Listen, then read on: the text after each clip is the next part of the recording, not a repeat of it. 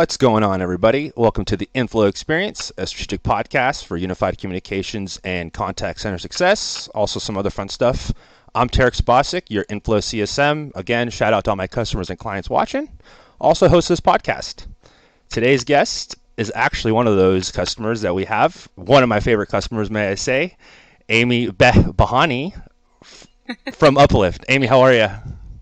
So good and great job. Thank you. I got it right? I nailed that. You did. It was great. Very good. Rock on. That was like 90% of my nervousness coming into this was that 10-second portion right there. So now I'm... And it's gone, yep, so we're good. Now we're good to go. Okay. Hey, I want to first and foremost thank you for taking the time today to jump on the pod. Thank you. This is exciting and fun. Yeah. You know, you hear other people do this, so thank you back. Something a little different on a Friday, right? Kind of mix it up. Yeah. Yeah. I guess probably best way to jump into it, right? Get right in the thick of things. I know that, everyone's days are quite a bit different, and Fridays are always, hit and miss for some folks. Some folks super busy, some folks not that busy. We were just talking before the pod started, Fridays for me are, the podcast and then follow up. So I enjoy Fridays. On your end, sounds like a little bit busier. So tell me a little bit about, your work schedule throughout the week and what that looks like and sort of how the flow goes. Yeah, well, so I am the director of customer service for Uplift, and so there's a few things there. Customer service in general is naturally very busy. Customers are 24/7, and Uplift is 24/7. We lend money for people to purchase the things that matter most to them. We started in the travel space, and now we're actually expanding outside of that. And so I tell you that because we actually are in the United States, we're in Canada and Mexico. And so not only is customer service always busy, but now that we support multiple areas, we're just busy all the time. So there's no such thing as a normal week for me. And most of our products we build ourselves. So that means our servicing platforms, even our CRM, all the various in-house tools we build ourselves. So there could always be something that goes wrong that could affect a customer, and then it affects my team. And so weeks for me look like I'm meeting with engineers, or I'm meeting with the product team, I'm meeting with marketing, maybe meeting with our CEO to talk about strategy and new designs that are coming up, fraud, risk, underwriting. I get to meet with everybody because everybody touches customer service. So your Friday is still really good, but my Friday did start out really busy today, meeting with some important people that we need to make sure customers have a good experience. See, now you make me seem like I just do nothing. You just rattled off everything under the sun that you do on a Friday, and I'm over here like, yeah, I do podcasts and I follow up, and yeah. We need everything. Don't mark that. We need you to do this fun stuff so someone like me can stop being so serious and have fun. So I appreciate it. Fair enough. Thank you for saving me on that last effort there. Tell me a little bit more about your role there. I know you mentioned director of customer service. So what's your team look like? How in depth is it, and sort of who rolls up to you, and kind of what does the dynamic look like? Well, so we are traditionally customer service representatives. For me, I've been in the customer space 12 years now, and it's just completely changed. It's not what you expected anymore. Customers aren't the same either. And so I also give that backstory because we don't just have reps. It's not very easy to just hire here. We joke and we say we look for the unicorns. We really need the best of the best because the customers that come to us, they have really specific questions, very specific needs. And customers are so fast nowadays. They want to make sure that you understood why they called yesterday, why they're calling today. They want you to prevent them from having to call back again. People don't actually like to call. So I really need to make sure that our team is sufficient with problem solving, deducing the actual needs of the customer. And so with my team, we have 2 managers that roll up to me. Below them is 6 customer service leads. So any day of the week, we have a customer service lead. And then below that, we currently have 30 customer service reps, but we're looking to expand to 70 by the end of this calendar year, which is only 5 months and a week away. So we're growing. Growth is good. Growth is busy, but growth is good. Yes, it's considering we're still in a pandemic, so it is really surreal. Absolutely, absolutely. We'll touch a little bit more on the pandemic a little bit later, but you mentioned something there. You said customers are not the same, right? They're Mm-hmm. much different today than obviously a decade Mm-hmm. ago, but even a couple of years, and with what COVID's done, it's much more streamlined today. Yep. Talk to me a little bit about sort of in your, and not maybe necessarily just at Uplift, but kind of comparing it from kind of when you first got in the industry to today. What a customer is looking for, because a lot of times, right, we talk to partners, and I talk to people that are coming in on the pod, and they have that perspective of the other side, right? It's not necessarily someone that Mm. is a customer. So you have those two perspectives that are very unique, right? Technically you are a customer of Inflows, but then you also have your customers underneath you guys. So give me a little bit of that perspective and what the differences look like and sort of what you expect on that front. Well, would you like to hear about how customers have changed and then kind of talk about the support with Inflow? I heard two questions, so I want Absolutely. to know which route to Let's go. break it down. Okay. Let's start with the first one and Okay, break down the let's second one. unpack. Well, customers, how they've changed. So, I used to work in a hospital, a pretty large hospital here where I'm located in Reno, Nevada. And so customers have changed in that the technology, the way for customers to get a hold of the person that's providing a service for them has changed. And also the venues for how customers can voice their frustrations or voice their appreciation for a business. There are so many venues out there. It's even me. It's we're small on social media, but we are plugged into everything. So I probably have 12 different ways that a customer can give feedback to me, and so that's the one difficulty right there is the sheer conduit of how many people can get a hold of you.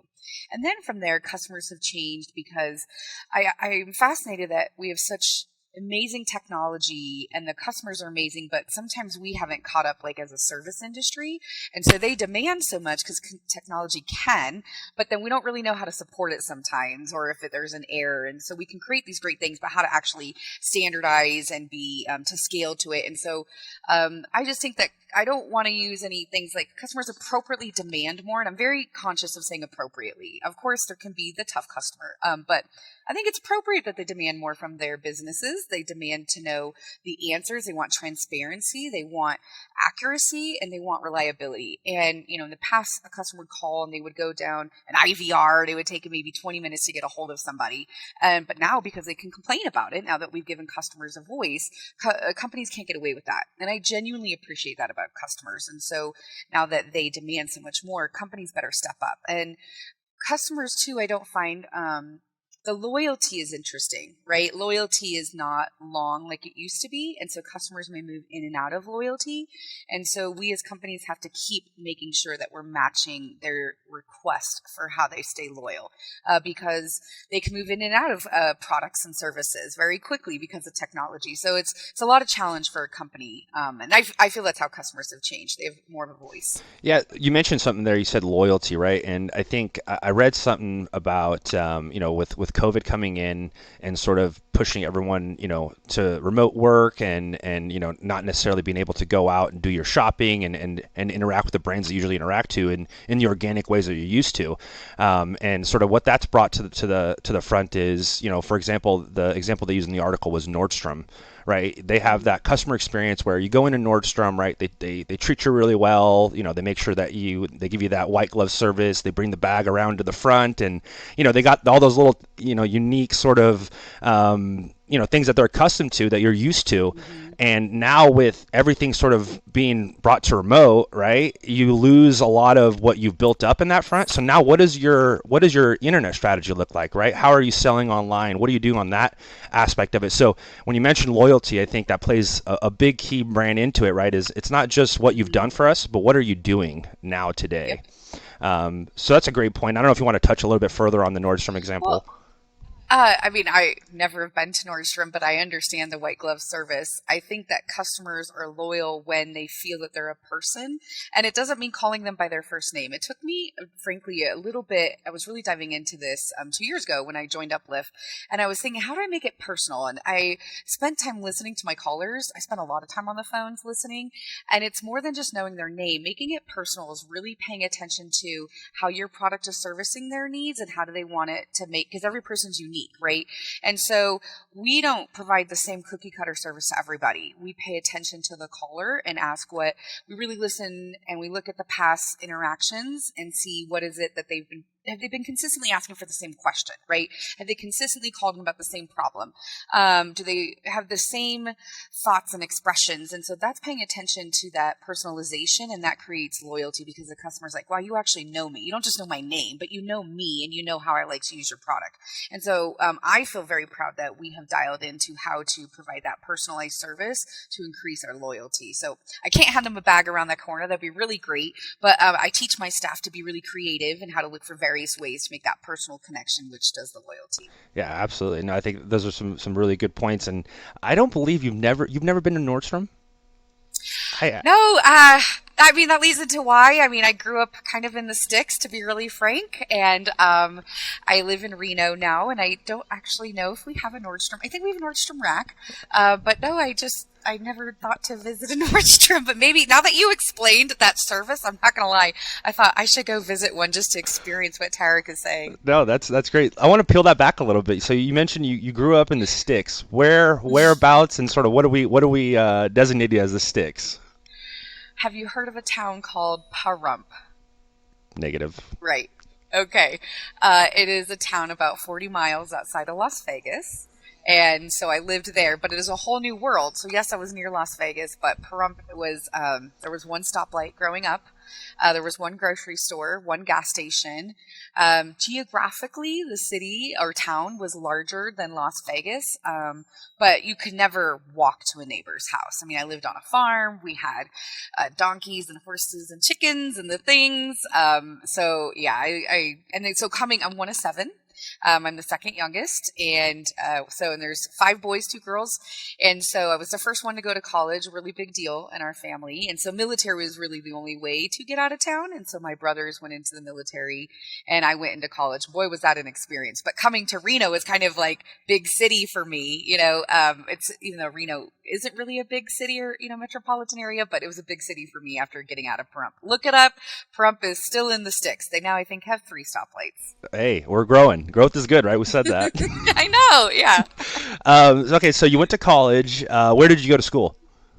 Here in Reno. I got my master's in communication studies. Okay, gotcha. So you went out of college. What was the first sort of professional step that you took, or first taste of sort of what you wanted to do in the future? Oh, I love that question. I really actually wanted to be a lawyer. But I come from an even larger family, so my mother said, we have plenty of those. Don't do that. But being as how I was the first to go to school, we didn't really know how to navigate the college system. And so I look back, and of course it's easier. Hindsight's 2020. I look back and I would have done things differently. And so really it was just graduate. We didn't understand, my parents and I, like, what other things I should have been doing. It was graduate, get a job. And so I never really knew what to do. And I'm sorry I don't have something flashy other than wanting to be a lawyer, but I did know I wanted to help people. And so I got into the healthcare field, and I did that for about 10 years. And then I saw Uplift as an opportunity and moved over here. Very cool. Very cool. It's not always initially sort of what you expect, right? Or kind of what you have a plan for. It doesn't usually work out that way. Yeah. I think a lot of the times where we talk to people on the podcast, they have this idea sort of kind of what they want their lives to look like, and then you end up kind of diving a little bit deeper into it, and it's kind of nowhere near what their plan was, right? Yeah. We had a gentleman come on here, and he was mentioning that it's actually our president, Adam, who came on, and he was into sports, and he worked in the sports side of the business, right? Doing various things, ins and outs of it, and now he's in the technology sector. So it's like, you started in, I told him right off the bat, hey, you were in sports, I would have never got out of that. That's, if you see the Eagles hat, everything yeah, around. I could see you loving that. Yeah. So I was like, I would never leave that. But, people have different needs, and families come into the play, and there's a whole bunch of stuff that go around that. So I definitely understand. Tell me a little bit, about kind of, what you do personally, family-wise. What kind of motivates you to get going? What are some things that you guys enjoy? What are some hobbies, activities, etc.? Married to my husband. We've been together 14 years. That's the last name that he has gifted us, as you were working so hard to pronounce. He is a firstborn. He's from Iran, his father was, and so he was a firstborn here. So that's a pretty cool deal. And so we have two little girls, 6 and 4. So he's a dad girl, as they say, and they are just everything. They are wild and challenging and brilliant and loving and complicated. I will tell you, I was not prepared for parenthood. It changes. It feels like it changes every 2 weeks. Yeah, I'm serious. And you think, I thought we just nailed that thing down. We're good. We were good. And then you changed on me again. And so, even though I was one from a big family, doesn't mean it prepared you for parenthood. So there's that. But what do we do for fun? So Reno is wonderfully located. We're near Lake Tahoe. We're pretty close to California, and we're within driving distance to Las Vegas. And so, we go camping. We actually went to San Diego. It was our first trip because everything was canceled, with COVID and things. But we're really kind of just doing the boring lifestyle right now, where you get outdoors, you do fun stuff with your kids. They're learning. I just literally yesterday taught my daughter how to ride a bike without training wheels. That was very cool. Things we take for granted, that they know and don't know. So yeah, we have a good life in Reno. Reno's really good to us, and so we like being outdoors and doing things. That's good. You mentioned quote unquote the boring lifestyle. I'll tell you right now, there's tons of people out there that would love to have the boring lifestyle right now. So I speak from someone coming from my side, right? I'm not married, no kids, right? So my responsibilities are much different than probably most people that I speak with, and even in the industry itself. So every time I kind of have these discussions, it's really interesting and unique to get perspectives from people like yourselves who kind of live a little bit differently than I do, and kind of have the insight into your guys' mind and kind of where it goes and what it does, and it's unique, I guess is probably the best way to put it. Oh, thanks. Yeah. I want to kind of pull it back and jump a little bit back into Uplift and sort of what you guys do. Tell me a little bit about COVID and how that impacted Uplift, and sort of what was the initial thoughts, and what was the game plan, and did it change as COVID kind of evolved? Tell me sort of the backstory on that. Oh, well, I could talk about Uplift for days, so perfect. So Uplift is, we're the leading buy now, pay later in the space of what we do. So Google it. BNPL is a space for entities that have small loans to buy something now and pay later. Why we are so unique, and these are actually not my words. If there's an article by USA Today, we're actually a unicorn in what we do, because we started in the travel space. So we were lending money for travel. And we're the only ones that do that. There was one other, I'm going to jokingly say competitor, because I don't really feel they are. One competitor that has one small airline, but we really cornered the market on travel. And I love that we do that, right? So we helped people do things that they never dreamed of. All kinds of things, ranging from the warm and fuzzy stuff where I loved this story I got. A mother took her daughter to Ireland as a graduation gift, and because she could finance it, she never could have done it before, right? So we're cheaper than a credit card. There's no layaway plan. You can literally book today and travel tomorrow. And she was in tears saying, "Thank you so much. I gave this gift to my daughter, and it's now in these manageable payments that I can pay it back. And because she has all these memories, she doesn't mind paying it back," right? Whereas when you do layaway, or, like Costco offers, a Disney trip, you got to pay in advance. And so when you're making those payments 2 years in advance, you kind of start to become a bit detached from that, because there's no memories there. Whereas here, you have the memory now, so paying it back doesn't feel painful because you knew what it was worth. You almost would pay 3 times it because it was worth so much, right? So we are such wonderful stories. The tough stories where there was a college student who didn't have much credit, but she was able to use us because she didn't have a credit card, and she was able to go home for a funeral for a sad reason, but it was really cool knowing that we helped her get there. Right. So we hear some really cool stories. COVID has shifted us into expanding beyond travel. And so we now are using our really sophisticated platform and our product to offering outside of that. So doing smaller closed-end loans for doing retail. Now you might wonder, there's a lot of other people that do that. We have a niche in it, but it's kind of a secret sauce, so I can't really go into that. But we have an advantage to other folks in that area. Okay, very cool. As far as sort of internally, COVID, were you guys always remote? Did you move to remote? Kind of what was that transition like? Okay, so I told you we lend money for travel, right? So what do you think happened to travel? It was Ooh. I remember everything. I mean, we're going to be doing this for decades, right? Just like when September 11th happened and people, reminisce that moment that day. That's what we're all going to be doing because I remember the moment my husband works at the hospital here.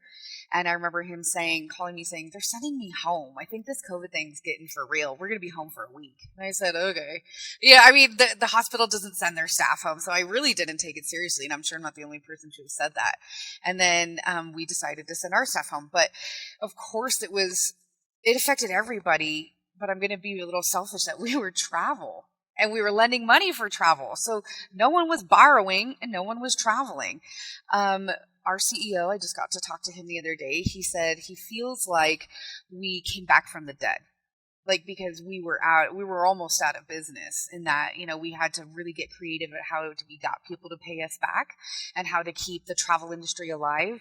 And we are led by a very talented, very experienced board of directors and C-suite. And because of them, we came out of it like a phoenix. So it was pretty difficult there, just like everybody else. We had people calling us, telling us they had no jobs, their loved one was sick, they were in the hospital, they couldn't pay us back, and trying to convince people to keep paying their loan back for a trip they had taken before COVID was really creative and interesting.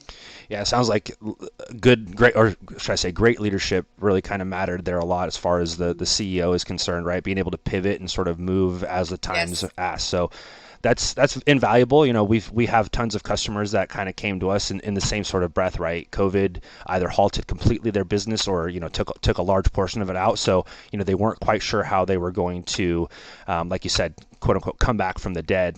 They were halted completely, no income coming around. They were asking vendors like us for any way that we can help them with Yes. prices.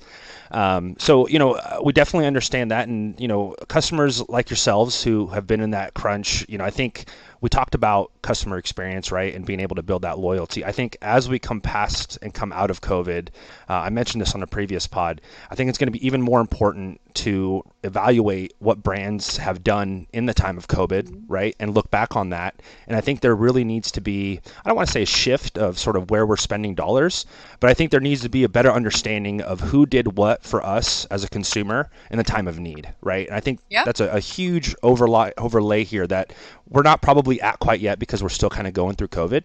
But as we kind of get out of this and as it kind of gets to quote unquote normal, I think looking back on this, and I'm curious as your thoughts on that. Do you think there's going to be a ever bigging shift of, hey, I'm not spending my dollar here because there was no deals or there was no help, or do you think it Mhm. kind of will get lost in the noise? No, actually, that is what saved us. So it might be helpful, and you never know with these how much detail you want, but it'd be helpful to let you know really quickly what we did. People couldn't pay us back, so they were asking for like a deferment option, some sort of hardship option, something that is very customary to a mortgage, but it's not really customary to a loan, right? Loans are very different because they're closed ended, so you don't really have those options. And so we created, out of the blue, we created on our own. We worked with our investors and our banks and our compliance and our legal team at how we could defer payments, and how we could do this right and how we would do right by the customer, do right by the company, do right by our investors. And we were so much moving about. I called myself 200 people and said, what could we do that would make you feel, because we're going to come out of this, right? Like this country's going to come out of this, and I want your credit score intact. What can I do as a company to work together? And people said, if I could just pay you $20, that would be great. And I said, okay. And we did it. And I know because of that, because we actually called these people. We didn't send them this, sterile survey. We called them and said, help me understand what would you be able to do, what we can work with you, that these people are returning. I have had so many calls of people thanking us because they were able to go buy a new home, rent a car, rent a home, rent an apartment because we were able to help them keep their credit score intact. And so that's why I think we also have the people that keep coming back to us. We repeat borrowers because we said, well, what would work for you?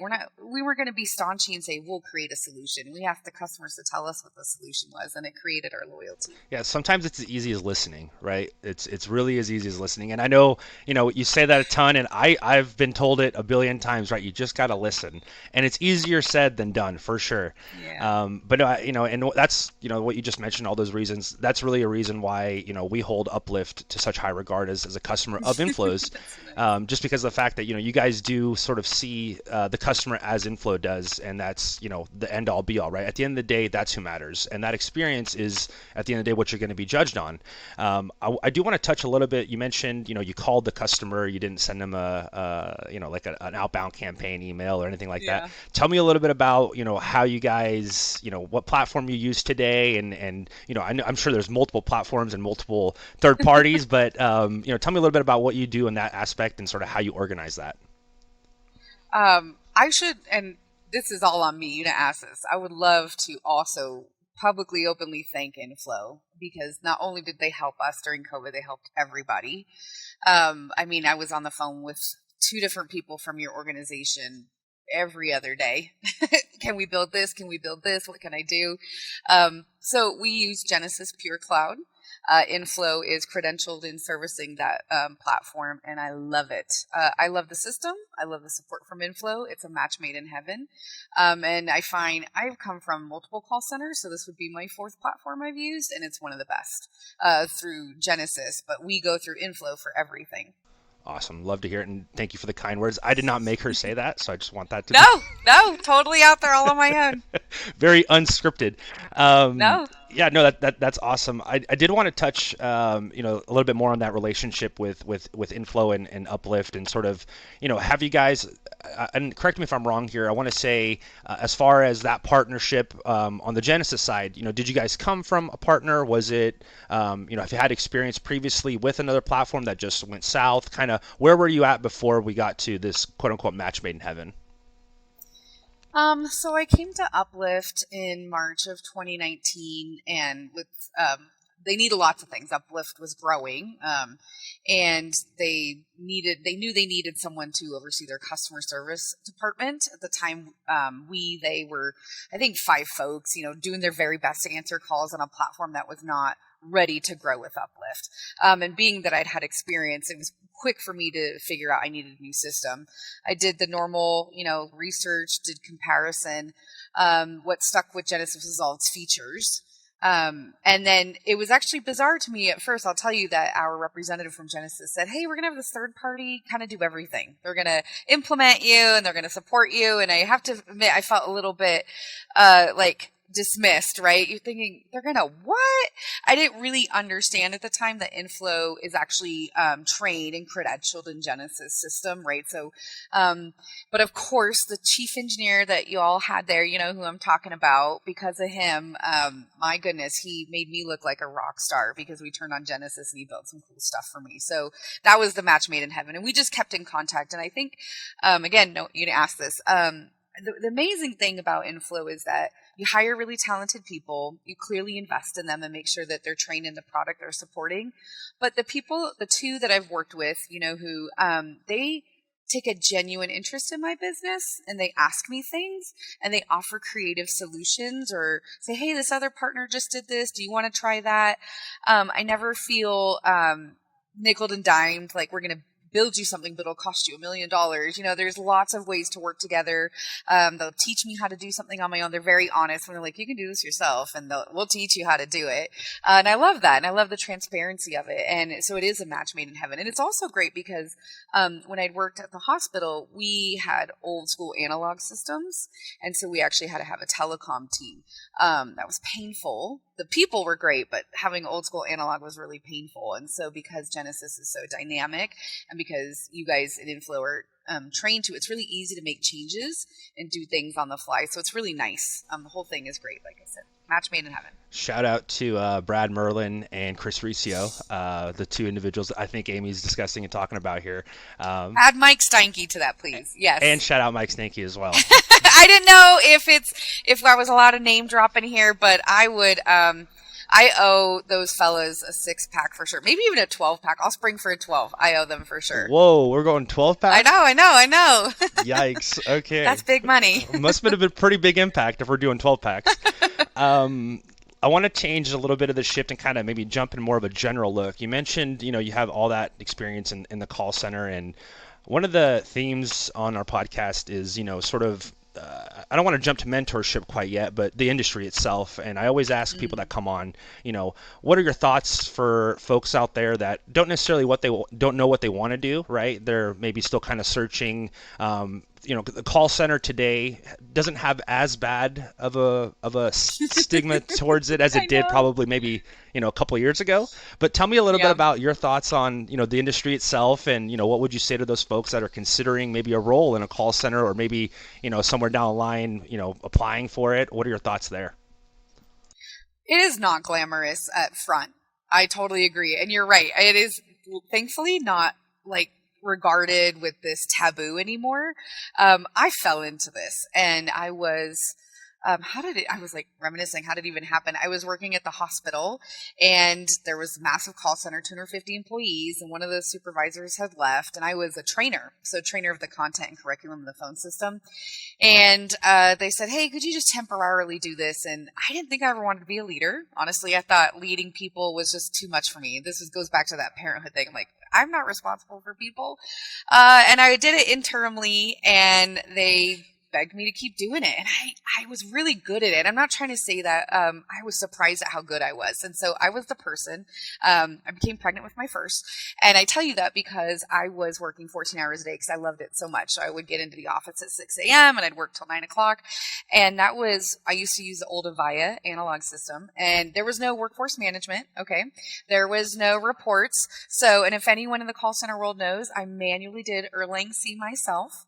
And so I went in there and I pulled reports after reports. I looked up how to calculate staffing, how to do this stuff, and I just was really good at it. And even the telecom guys, he brought me the manual to running a call center, and I read it. It was like 300 pages because I was just it was so complex, right? There was nothing, and there was all these levers, and I was really into like, well, okay, like if you decrease your staffing, your service level will go here, but then maybe you'll increase the call times here, but maybe you'll actually have a better customer satisfaction over here. And there was just, even to this day, I'm totally like engrossed in the levers, and the levers haven't changed. Well, the levers have changed, but the complexity is like still like always fun and changing stuff. I almost think like I have this massive like a wizard computer screen behind, and I'm turning all this stuff over here to make it do stuff. So the call center, it doesn't like I said, it's not glamorous to anyone, but how to get into it. If you like to solve problems, if you enjoy constantly making things move and adjust and learning new things, this is the place for you. Also, I am a know-it-all. I mean, like, I want to be a know-it-all. Let me clarify. I love to know everything, which is why I actually started my career in training, because I loved learning complex things and teaching it to someone in a simplified manner. And I have found that I can use those skills as a leader and in the call center world. And so I love talking to the engineers, the product team, compliance, legal, HR, everybody, right? Because every single one of them touch customer service. And folks in customer service have way more power than other people realize. And I think some people do realize it, but they don't want to admit it, because I am the voice. I am the voice of the person who pays our bills, literally. And thankfully, I work for a company that embraces it and recognizes it. It is unfortunate when you work somewhere and that culture isn't there. It makes it really tough to do your job. But I don't have that problem. I'm super fortunate. But in customer service, there's more than, I don't have complaints. I have great customers. I firmly believe that if you have a great product and then you have great people supporting that product, you don't get complaints. So there's so many things into the call center. It is just really fascinating to me, and I've yet to be bored. And I'm on 12 years. So you said you kind of shine a little bit of light on the traits or the characteristics that make a good call center individual or a rep, and I think a lot of those traits that you kind of mentioned there, right, being able to be empathetic and have good communication skills and organizationally to be there, right, those are a lot of key founding traits that really are going to help you anywhere in life, right, any industry that you Mm-hmm. go into, right, today at least, you're going to need to be empathetic to a certain extent. You're going to need to know how to communicate to a certain extent. I think the call center and being sort of put into I don't want to say being thrown into the fire, because that kind of puts a little bit of a negative spin on it, but I think that those are sometimes the best ways to learn, right, is just kind of being Mm-hmm. thrown into it and kind of being able to adapt to it. So I think there's a lot of key things that even if you don't end up, right, picking up a career or going through, like you said, 12th year in, you still pick up a lot of these traits that you're going to inevitably use elsewhere. So I think it's a good learning foundation, regardless of whether you end up sticking with it or you don't. To the point that I have now promoted 6 employees within the company, right? Because people in the company recognize that a customer service rep is just, there's no competition. The knowledge is there, the skills are there, the ability to communicate and be a problem solver and reasonable and resourceful. They can't find candidates outside of my team. So the joke is I feel plucked a little bit, but I also feel honored that I've been able to groom such talented individuals who can promote upwards, right? Because it is, customer service teaches you everything. So if you ever need to know about your company, you should go sit in customer service for a couple weeks. Absolutely. I second that 100%. You kind of segue there into what I wanted to cover next, and that's mentorship. You kind of mentioned, you groomed a few people to kind of where they're at today, and I'm sure you've had mentors along the way that have helped you. So tell me a little bit about sort of maybe your first experience with mentorship, or maybe a couple of experiences that you had, and sort of how you mentor your folks, and kind of what that looks like on your end. Um, I've been so fortunate. I have a nose for sniffing out. Maybe that's an appropriate metaphor, but sniffing out people who are regarded well and respected and valued, and I'm drawn to them. And so I kind of make people be my mentor. I go to them and at any position I've been in, I'm like, I see people respect you and I see you know what you're doing. You need to teach me stuff that you know. And I am a dog with a bone and they all know I'm tenacious and I want to know everything they know. So, I'm thankful I've had many mentors.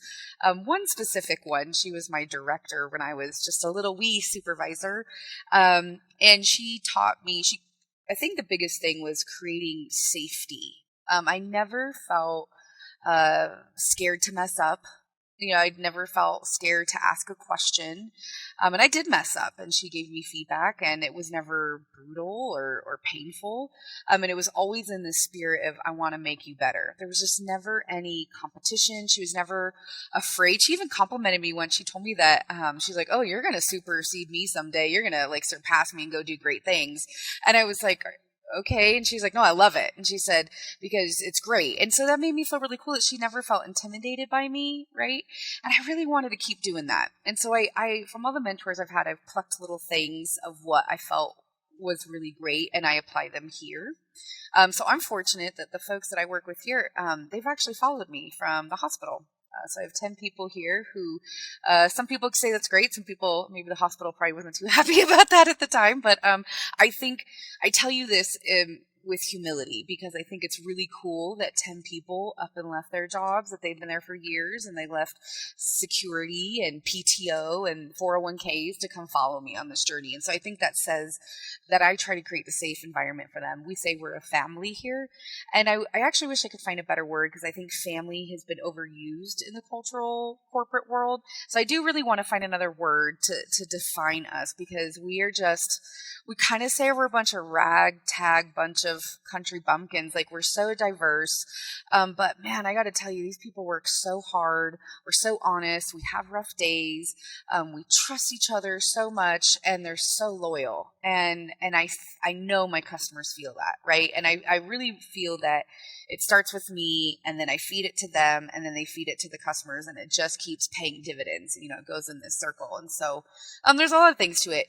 Giving them safety, listening to them, setting boundaries, trusting them it's okay if they mess up, and trusting that they always have the right intent in mind. So a lot of things I gave you there, but it's also cultivating. I keep learning how to be a leader. I read all the time if there's new things I should be trying, if there's new questions I should be asking my team. I'm always still learning. Yeah, I think we're always at some point or certain extent, if you're not learning, right, you're probably not in the right space or you're not in the right room. Mm-hmm. I'll touch on that, a little bit more. You kind of mentioned, making sure that your employees feel safe and they feel that they have the empowerment from leadership to make, not maybe necessarily key decisions, but they are a part of key decisions, right? Mm-hmm. I remember, when I was first starting out in my professional life, I had a boss of mine who, I initially started working at Lowe's, right? It was like a customer's. No, you didn't. I promise I you. worked at Home Depot. Oh, what? I'm sorry. We could, but that's just fascinating. All right, please tell me your story. That's awesome. We have more in common than I Yeah, thought. I know. So where was I? Yeah. So I started out in Lowe's, and that was sort of, I don't consider that as like a, a professional job, right? That's kind of a summer job. You're in high Hey, school. that's retail customer service. That's some hard stuff. I I Yeah. stand corrected. So after that, I went into staffing, and for those that are listening, staffing is the wild wild west. There's tons of good companies, there's tons of bad companies, and there's a bunch in between. And I remember the gentleman that was my boss. He said something to me that really stuck with me and sticks with me to this day. He said, "There's nothing that you can do that I can't undo." Right? And Hmm. that to me gave me like a safety net to really sort of approach the Hmm. job, not necessarily from a hesitancy of what if I mess up, what if I say the wrong thing, but more along the lines of let me be able to go out there and be myself and do this job with the conviction that I think needs to be done, right? Whereas, like you said, Hmm. you are an extension of the company. So if the customer feels that you're unsure, if the customer feels that you don't know what you're talking about, right? It's They feel it. exactly. So Hmm. that one sentence there really opened the doors for me to be able to Hmm. really kind of climb the ladder and probably, fast forwarded me to some success that I probably wouldn't have seen, in the time that I did. So it's amazing how much mentorship and how much leadership matters. I know it Yes. kind of sounds like we're overstating that, right? Like, of course, leadership matters. Like, duh, Tarek. But I think people really don't get the amount of Hmm. impact that supervisors, team leads. I'm not just talking about CEOs and presidents of companies. I'm talking about the people that you report to, how much power they really have over their teams and their companies. You see these people more than you see your family. Yeah, And that's so cliche, but it's so true. I spend more time with these yahoos than my own kids. I call them yahoos, and you have to. And then that's where I think I was so tired. I worked in corporate, and I was so tired of feeling like a piece of equipment.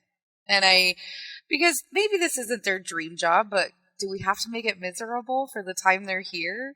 I love that your boss said that to you. I've never said it that way, but I try to let them know. I had one employee.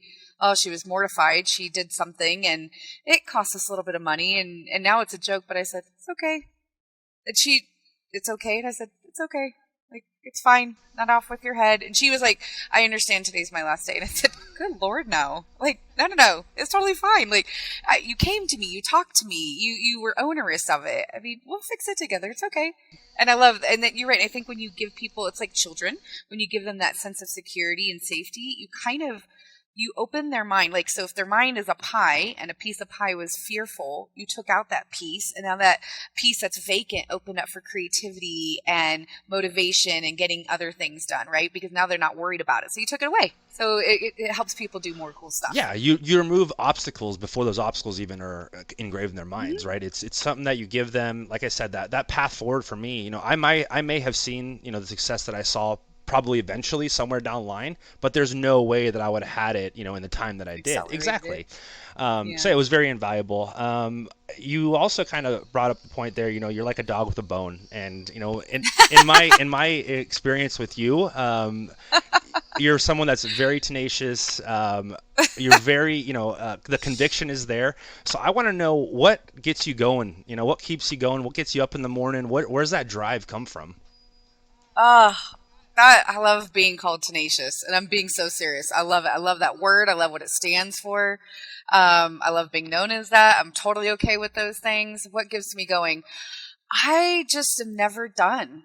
The day I'm bored and done, we have a problem. We should be worried when Amy's bored and done. But like, what gets me up? Like, I'm so addicted to life. I know it sounds so ridiculous, but I just like, I'm an internal optimist. I always see the warm and fuzzy side. It's definitely a joke amongst my husband and some of my peers. They're like, there's no way you can spin this into something good. I'm like, oh, give me a chance. Like, and I just, I'm a realist too. I mean, I understand, people disappoint, things happen, you got to have your processes. But no, I get up and I love to keep going. I'm fueled by these people. They are so fun and exciting to work for. Like, we're really drowning right now, Tarek, and my team just put in 160 hours of overtime in the last 2 weeks on top of their regular shifts, and they're smiling. They're great. They're like, what else do you want? Let's go. That fuels me. I think, oh my God, these people are amazing. What else can I do to help them? Like, and I love the excitement of making them happy and making, the company look good. And so those things keep me going. I love it. No, I'm not bored. that's awesome, and yeah, I could definitely tell you're not bored.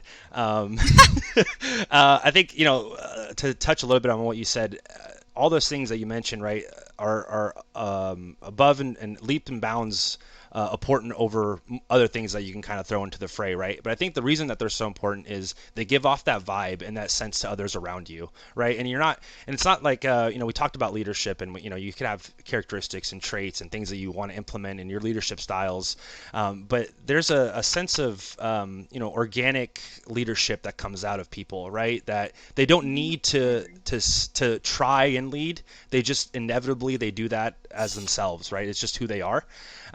Nate, yeah. And so when you have someone like yourself, and I see that, with Inflow, I always bring up Mike Doloff.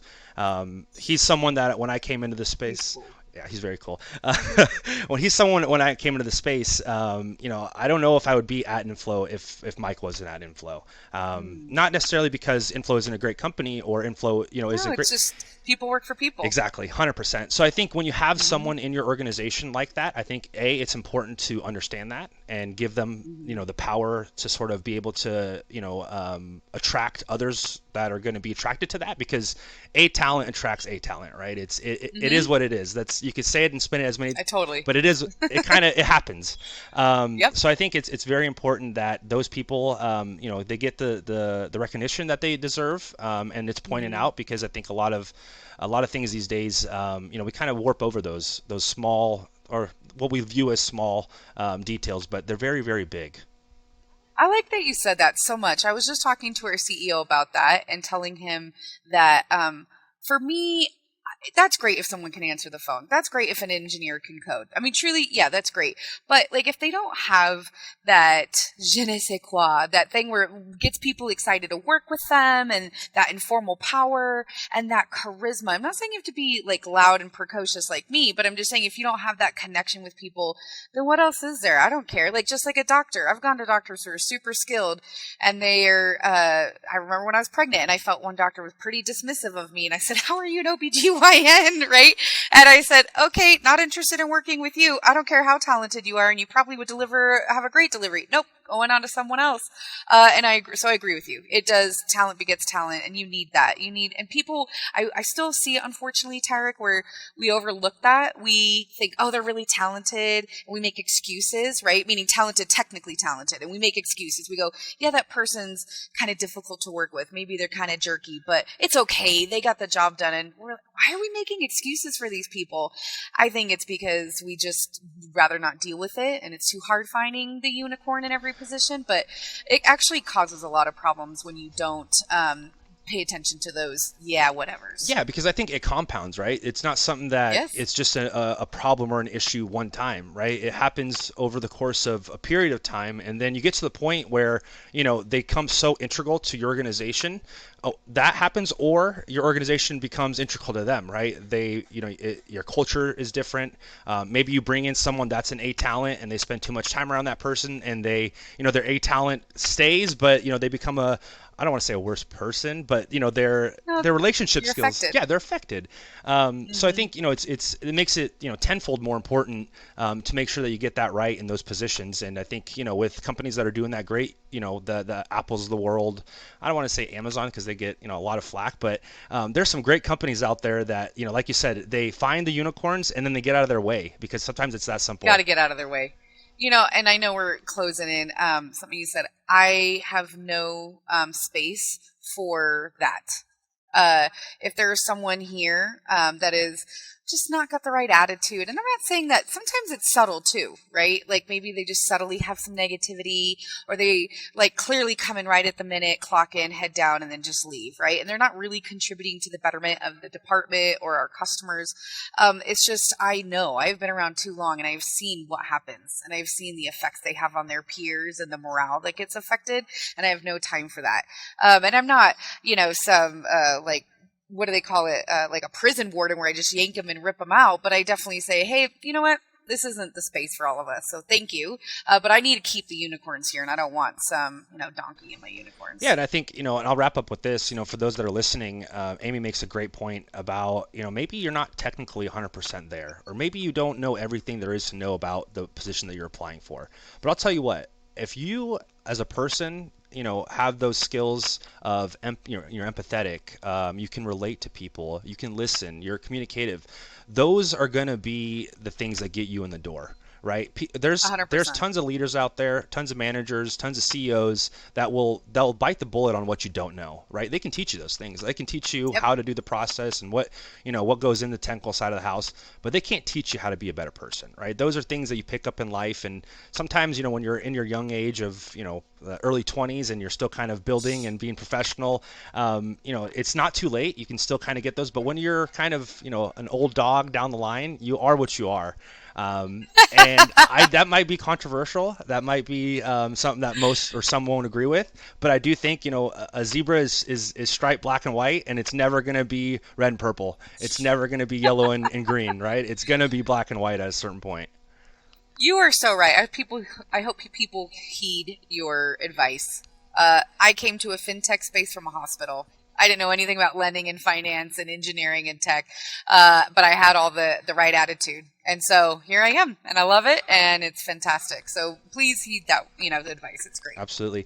Amy, I want to take the time again to thank you for jumping on. If I could have if I did 100 podcast episodes and they were all with you, I think that this would be maybe top 10 podcasts in the nation. So flattery does everything, sir. I had so much fun. I can't even believe we've been here 50 minutes. Right? That was a lot of fun. It went by. Went by just like that. Absolutely. I will leave you with that. For those that are listening still, and I hope that you stay tuned this whole time, you can catch us on anywhere that you get your podcasts. We're on every major platform.